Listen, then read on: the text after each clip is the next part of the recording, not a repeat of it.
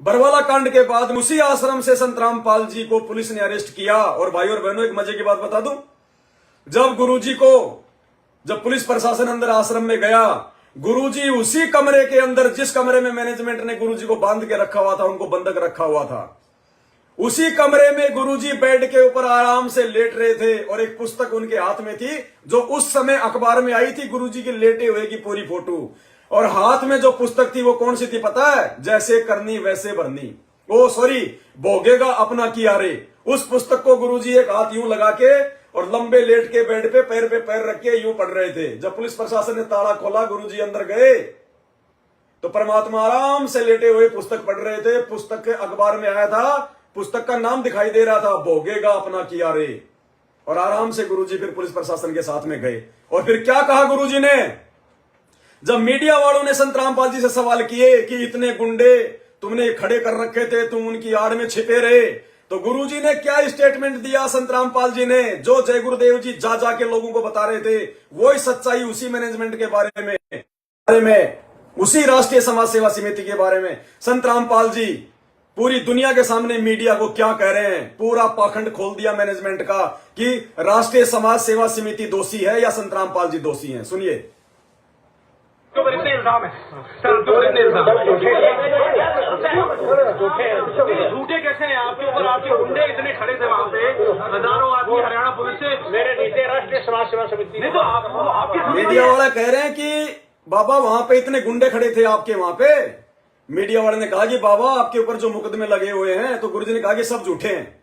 Media वाला कह रहा है झूठे कैसे बाबा, आपके गुंडे इतने खड़े हुए थे वहां पे। तो गुरुजी क्या कह रहे हैं? मेरे नहीं थे, राष्ट्रीय समाज सेवा समिति के थे। राष्ट्रीय समाज सेवा समिति कौन? सतलोक आश्रम मैनेजमेंट हरियाणा। उसका मुखिया कौन? महेंद्र भगोड़ा। तो मैनेजमेंट को तो गुरुजी ने 2014 बरवाला कांड में ही रिजेक्ट कर दिया। ये तो 8-10 साल से नासमझी में संगत उनके तलवे चाट रही है, बिना ज्ञान के अपनी से तैसी करवा रही है। तुम्हारा बाप कह रहा है पूरी दुनिया के सामने कि वो समिति मेरी नहीं है और जो गुरुजी की नहीं है। अरे जब समिति गुरुजी की नहीं, तो समिति के मेंबर गुरुजी के कहां से हो गए? और मेंबर ये सारे मेन आदमी, गुरुजी के बेटा बेटी भाई बंधु रिश्तेदार कोऑर्डिनेटर। तो गुरुजी ने तो मैनेजमेंट को 2014 में जाते जाते रिजेक्ट कर दिया। और यह सच्चाई बताने के लिए परमात्मा ने इस 2 कौड़ी के कुत्ते पवन दास को खड़ा कर दिया, जो आज आप हजारों की संख्या में भाई बहन अपना जीवन जो है मतलब बचा रहे हो। इन दुष्टों से दूर हटके, इन आश्रमों में ना जाके अपने गुरु को भगवान मान के आज आप जी अपना जीवन बचा रहे हो। और मरने वाले मर रहे हैं आए दिन अकाल मौत। तो ये सच्चा रास्ता है साथ संगति, ये परमात्मा का यथार्थ मार्ग है। क्या कह रहे हैं? ध्यान से सुनिए। गुरुजी कह रहे हैं नहीं, वो राष्ट्रीय समाज सेवा समिति के थे। तो इतने इल्जाम है सर, तो इतने इल्जाम झूठे कैसे हैं आपके ऊपर? आपके गुंडे इतने खड़े थे वहाँ पे, हजारों आदमी हरियाणा पुलिस से मेरे नीचे राष्ट्रीय समाज सेवा समिति। नहीं तो आपकी समिति है। अरे आपकी समिति। मीडिया वाला कह रहा है कि बाबा समिति भी तो आपकी है, आपकी समिति है। गुरुजी कह रहे नहीं, मेरी समिति नहीं है, राष्ट्रीय समाज सेवा समिति। नहीं तो आपकी समिति है। अरे आपकी समिति है बाबा। आप अपने आप को संत कहते हैं। स्पष्ट मना कर दिया गुरुजी ने कि वो गुंडे मेरे नहीं थे, राष्ट्रीय समाज सेवा समिति के थे। तो मीडिया वाला कह रहा बाबा समिति भी तो आपकी है। गुरुजी कह रहे नहीं, मेरी समिति नहीं है। भाई और बहनों, ये बहुत बड़ी लीला चल रही है परमात्मा की, बहुत बड़ा खेल है गुरुजी का। 1000 साल तक परमात्मा ने इस मार्ग को आगे बढ़ाना है। ये मार्ग ऐसे नहीं चलता इस गंदगी के साथ में। इस गंदगी को परमात्मा ने साफ करवाना है। अगर गुरुजी खुद कह देते तो ये नाराज हो जाते, संगत का सत्यानाश कर देते। और परमात्मा ने अब ये भक्तों की ज्ञान विवेक और बुद्धि की परीक्षा ले ली कि जो मेरा होगा वो तो सारी घटनाओं को जान के देख के सारे सबूत और प्रमाण देख के मान जाएगा और अपना जीवन बचा लेगा, इन दुष्टों से पीछा छुड़वा के, और साथ संगति से जुड़ जाएगा।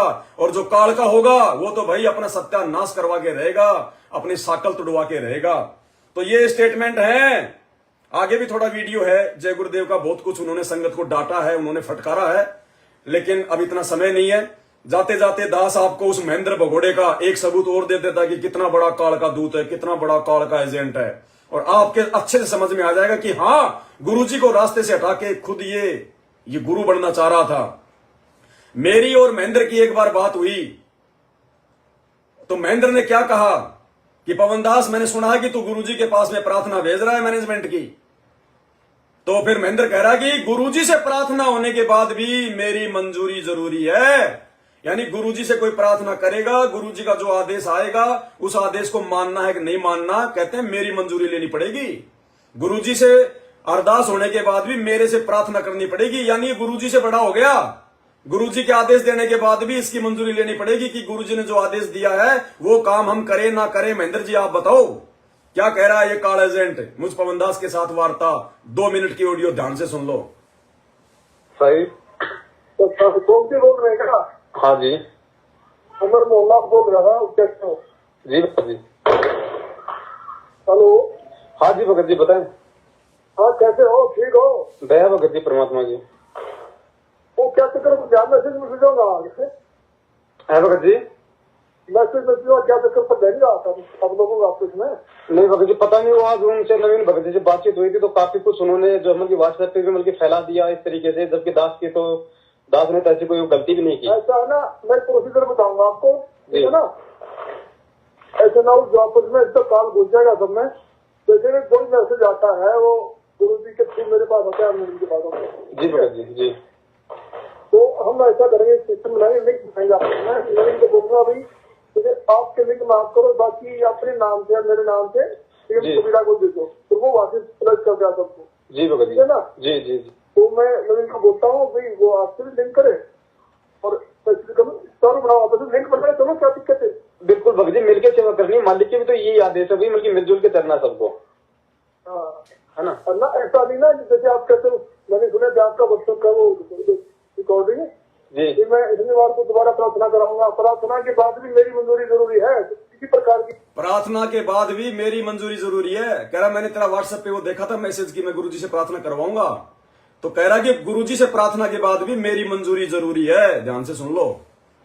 आपका व्हाट्सएप का वो रिकॉर्डिंग है जी। मैं शनिवार को दोबारा प्रार्थना कराऊंगा। प्रार्थना के बाद भी मेरी मंजूरी जरूरी है किसी प्रकार की प्रार्थना हो, गुरु जी का आदेश है, मेरे से सगुण प्रार्थना होगी।